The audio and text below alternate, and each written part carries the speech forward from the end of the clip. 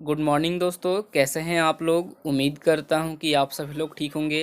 तो दोस्तों आज हम लोग करने वाले हैं Indian navy MR SSR double exams के लिए मोस्ट इम्पॉर्टेंट कुछ फिजिक्स का क्वेश्चंस। और जैसे कि हमने कल तक पार्ट 5 तक कंप्लीट कर चुके हैं, अगर आपने नहीं देखे हैं तो आप जाके न्यू प्लेलिस्ट चेकआउट कर सकते हैं। ठीक है, तो जाइए 1 से लेकर 5 तक कंप्लीट कीजिए, उसके बाद आप पार्ट 6 देखिएगा या फिर पार्ट 6 देखकर उसके बाद 1 से लेकर 5 देख लीजिएगा। ठीक है, तो चलिए शुरू करते हैं। लेकिन शुरू करने से पहले आपको बताना चाहूँगा कि दोस्तों इंस्टाग्राम और टेलीग्राम का लिंक आपको डिस्क्रिप्शन बॉक्स में मिल जाएगा, तो आप जाके यहाँ से फॉलो करके पीडीएफ प्राप्त कर सकते हैं। ठीक है, डेली का डेली जो पीडीएफ होता है टेलीग्राम ग्रुप में ज्वाइन मतलब शेयर किया जाता है, तो जाके आप लोग जल्दी से ज्वाइन होके और इंस्टाग्राम में फॉलो करके आप लोग पीडीएफ प्राप्त कर सकते हैं। ठीक है, तो चलिए बिना टाइम वेस्ट किए अपने क्लास को शुरू करते हैं। तो देखिए हमने 60 तक सवाल कल कंप्लीट कर लिया था। पार्ट नंबर 5 में 60 तक सवाल कंप्लीट कर लिए हैं। ठीक है, और देखिए आज हम करेंगे पार्ट 6 में 61 नंबर सवाल से। ठीक है, तो इसको भी मैं रिपीट फिर से कर देता हूँ जो लोग नहीं देखे होंगे। बिजली के फ्यूज़ का तार किससे बना होता है, तो आप लोग कमेंट करके बताएंगे जो लोग कल पढ़े होंगे। ठीक है, तो आप लोग बताइएगा। आपके सामने 4 ऑप्शन है, आप लोग राइट आंसर कमेंट करेंगे 60 का, क्योंकि कल मैंने बता दिए हैं। चलिए उसके बाद देखिए 61 नंबर सवाल में ट्रांसफार्मर एक ऐसा यंत्र है जो, तो आपके सामने 4 ऑप्शन हैं। करेक्ट आंसर हो जाएगा ऑप्शन नंबर डी, यानी कि हो जाएगा उपयुक्त सभी। ठीक है, याद रखिएगा, बहुत ज़्यादा इंपॉर्टेंट सवाल है। ये सवाल बार बार एग्जाम में रिपीट होता है। ठीक है, एमआर एसएसआर डबल तीनों में। चलिए उसके बाद देखिए 62 नंबर सवाल है आपकी स्क्रीन पे। आप लोग भी जितना हो सके राइट आंसर कमेंट कीजिएगा और देखिएगा कि आप लोग 20 सवाल में कितना सही कर रहे हैं, 18 सवाल में आप लोग कितना सही बता रहे हैं, वो लोग कमेंट कीजिएगा। अपना नाम अपना स्कोर दोनों चीज़ कमेंट कर देंगे। ठीक है, चलिए तो 62 नंबर सवाल है, घरों में फ्यूज किस क्रम में जोड़े जाते हैं। सब लोग को मालूम है। ठीक है, तो करेक्ट आंसर हो जाएगा ऑप्शन नंबर ए, यानी कि श्रेणी क्रम में। ठीक है, घरों में फ्यूज किस क्रम में जोड़े जाते हैं, तो ऑप्शन ए हो जाएगा, यानी कि श्रेणी क्रम में जोड़े जाते हैं। ठीक है, चलिए उसके बाद देखिए 63 नंबर सवाल है, घरों में पंखा बल्ब आदि उपकरण किस क्रम में लगे होते हैं।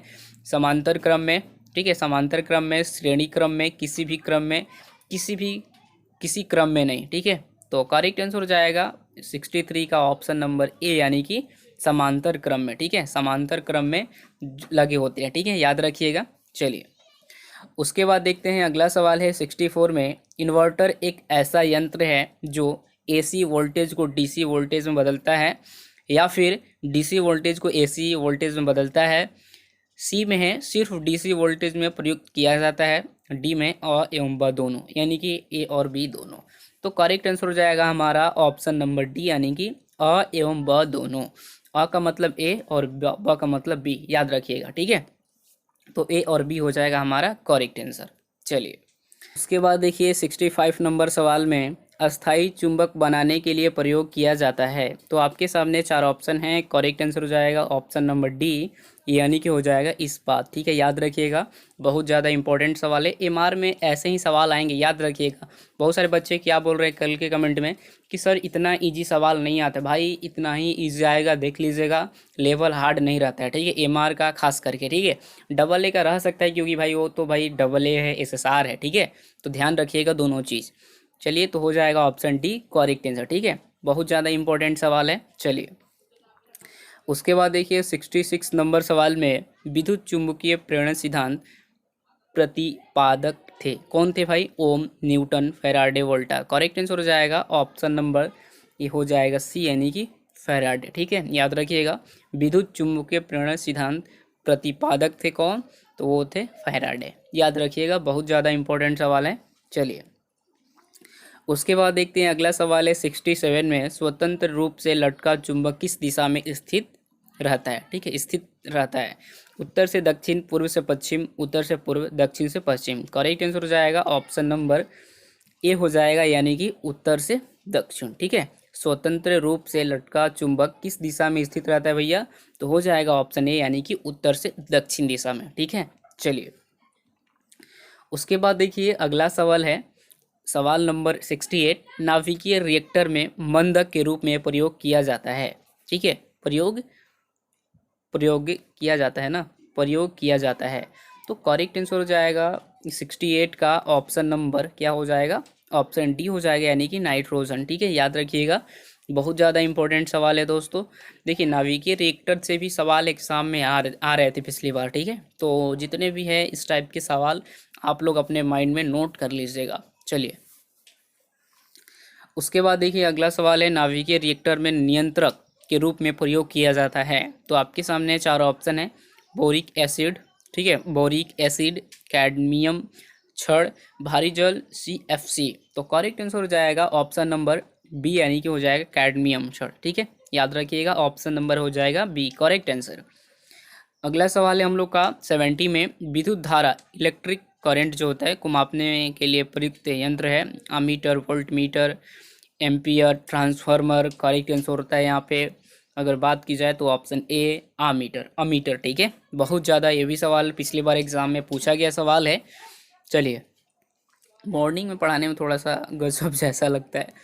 अगला सवाल है 71 में, विद्युत परिपथ में फ्यूज कार्य करता है, विद्युत परिपथ में फ्यूज कार्य करता है। तो करेक्ट आंसर हो जाएगा 71 का ऑप्शन नंबर बी, यानी कि विद्युत परिपथ की रक्षा। ठीक है, चलिए अगला सवाल है 72 नंबर सवाल में, उगता एवं डूबता सूर्य लाल प्रतीत होता है क्योंकि। तो आपके सामने चार ऑप्शन है, लाल रंग का प्रकीर्ण सबसे अधिक होता है, लाल रंग का प्रकीर्ण सबसे कम होता है, उगते एवं डूबते सूर्य का ताप सबसे अधिक होता है, या फिर उपयुक्त कोई नहीं।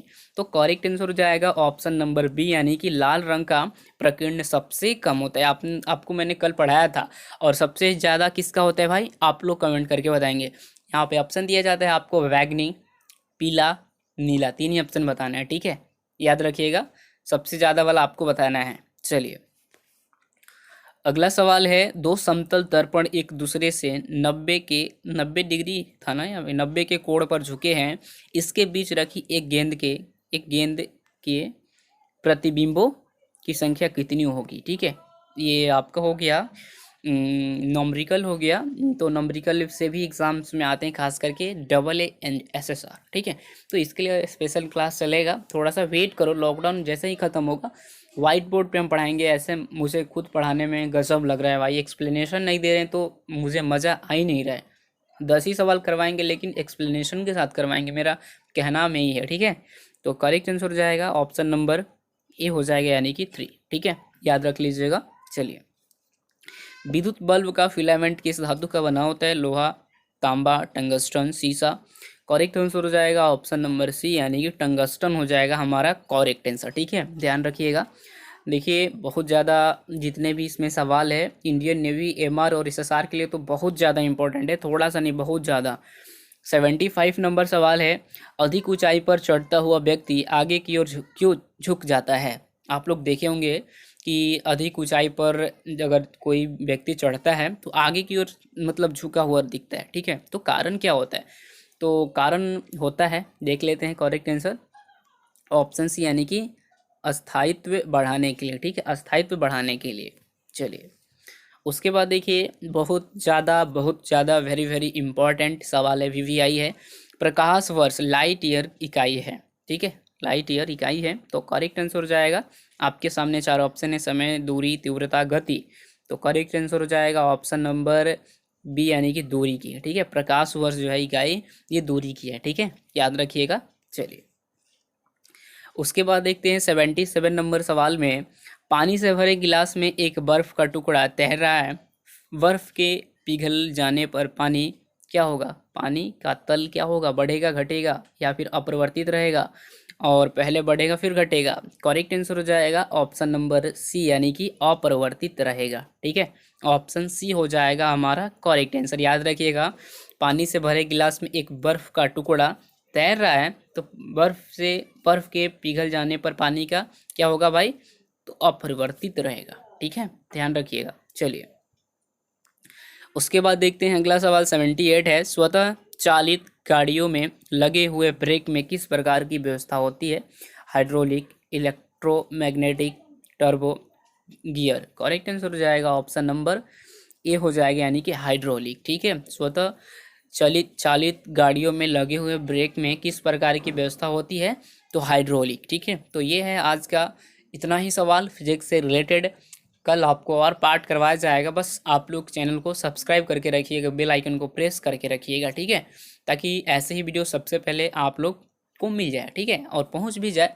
और सभी लोग लाइक कीजिएगा, शेयर कीजिएगा, ज़्यादा संख्या में आप लोग देखो, इसका फ़ायदा उठाओ। लॉकडाउन में घर पे सभी लोग तो होंगे, लेकिन पता नहीं, यही अगर वैकेंसी आ जाए तो सब लोग मतलब क्या होते हैं, एक्टिवेट हो, मतलब लगता है कि एकदम चलो भाई फिट काम आ गया। वैकेंसी तो वैकेंसी नहीं आई तब तक स्टडी तो करो कम से कम, तभी तो फ़ायदा होगा। आप तो जो लोग बच्चे पढ़ते हैं डेली 700-800 व्यूज़ आते हैं हमारे चैनल पे, तो यानी कि उतना ही बच्चा एक्टिव है, कहने का मतलब है। व्यूवर्स लोग हैं, कुछ सब्सक्राइबर्स हमारे होंगे, तो ये जो चीज़ है आपको फॉलो करना पड़ेगा लास्ट तक एकदम, जब तक वैकेंसी नहीं आता है, जब तक आपका सिलेक्शन नहीं हो जाएगा तब तक पढ़ते रहना, ठीक है।